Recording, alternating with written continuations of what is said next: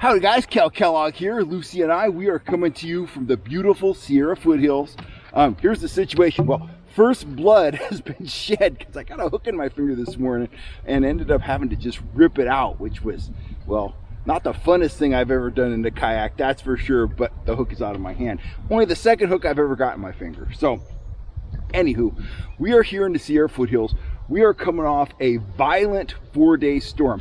High country, blanketed with snow, foothills, big rain, big wind, and we are fishing right in the wake of that. In fact, it's still spitting a little bit of rain right now. Surface temp, 49 degrees. It's down a little bit because of all the wind, all the surface mixing, no sun, and all that rain coming into the lake. We're going to get out here. We are going to fish to our strength, and we are going to try to put a limit of big bad rainbow trout in the kayak. As you can see, the water is very stained. I'm going to talk more about that later. That is not something I worry about. Over the last 3 years guiding full-time, I've spent a lot of time trolling for trout in really stained, really muddy water, and they will still go. So let me get started here. I'm going to get on the pedals. I'm going to get out into the lake, and then we will start talking strategy. And I'm going to give you some weapons to put in your arsenal for when you hit a lake right after a big series of storms and the conditions aren't optimum. Hopefully my finger stops bleeding soon. Anyway, we'll catch you from the water. Here we go, guys.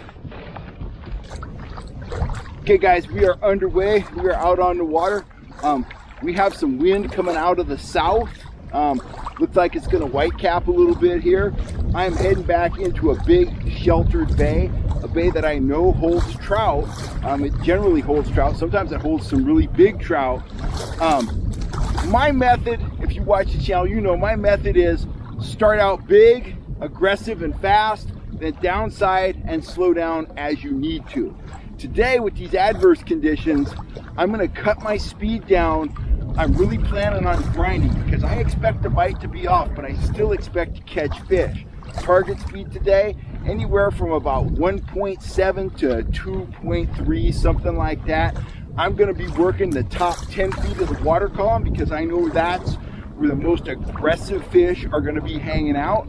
I'm gonna get shallow. I'm gonna fish methodically. I'm gonna fish with a lot of patience. This rod right here, this rod's probably gonna be running 8 to 10 feet deep.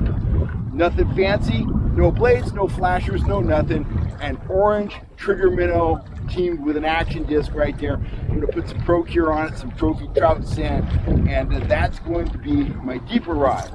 My shallower rod, and both of these are hybrid lead core outfits, but this rod is gonna run at about 5 feet, and it has a metalhead, an orange metalhead trolling fly on there.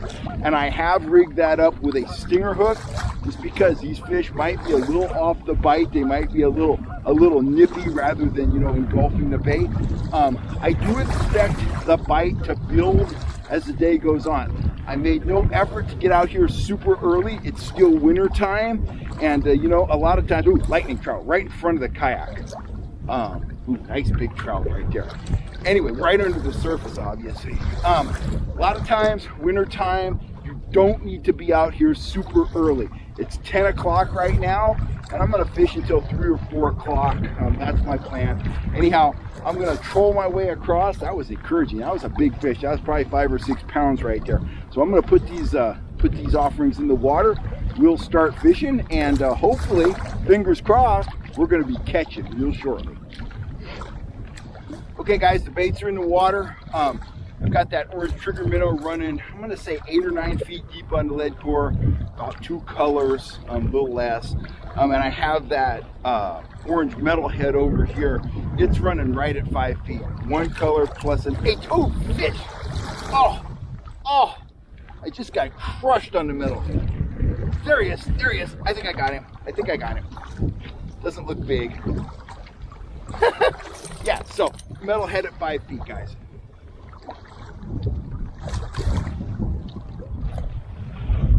Oh yeah. There he is. He's just pan-sized. This guy's going back. But good to know that they are hitting. Right there, guys. Literally 5 minutes in. Metalhead. They just catch trout. That's a feisty little fish. Got the pliers right here. You know, since I used it to take the hook out of my finger. There he is. We'll get rid of him. Get that fly back down to 5 feet, and we will continue across the lake. Well, guys, good news, bad news. 2 hours in, the lure selection is working. I've got 2 pan-sized rainbows on my orange metalhead. I hooked the fish and lost it on the orange trigger minnow. That's the good news.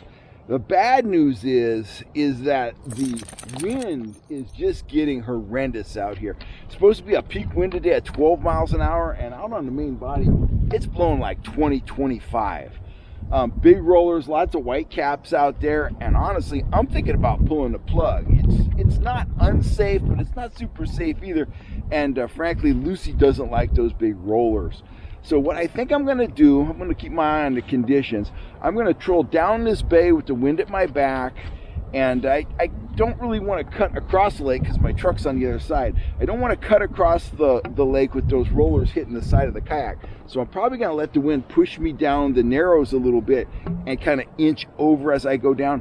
Then I can turn around and, you know, stay pretty sheltered all the way back to my truck. So if the wind doesn't die down, I'm going to pull out. Counting this as a successful trip, absolutely.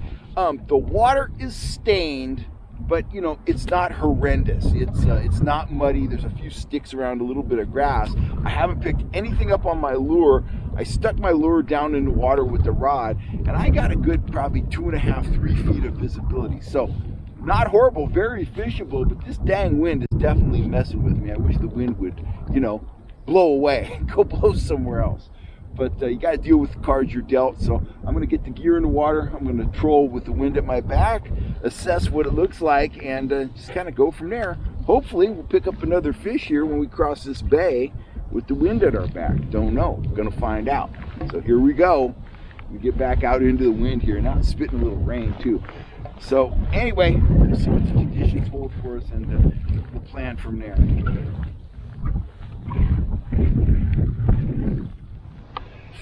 Well, guys, that's a wrap. That wind was no joke. It's kind of a bummer too, because if we had better conditions, I'm sure Wes is in the pontoon boat. I'm sure we would have been catching more fish. Wes got like a nice 3-pounder out there. I had bites and stuff, but again, that wind was no joke, and it looks like there's some rain coming. So hey, we caught fish. Mission accomplished. And we'll be back at it when the conditions are a little more favorable. Glad I came out though. It was nice to get out in a kayak, and it's nice to be out in some rough water, even if it wasn't the best fishing conditions. It's always nice when you kind of get that pucker factor and you get back alive. Well, I wasn't scared at all, but that was pretty rough. I did put the skeg down, which is like, if you're not familiar with that, it's like a big fin you can use when you're sailing. You can put a sail on this thing, but I did put the skeg down because it makes you a lot more stable. So I do that often when I get in big rollers like that. But all's well that ends well. I am officially back on land, and I'm headed home, and I'm going to drink some nice hot coffee out of my thermos. What do you think, Lou? Want a cup of coffee? I'll catch you next time, guys. Kel Kellogg.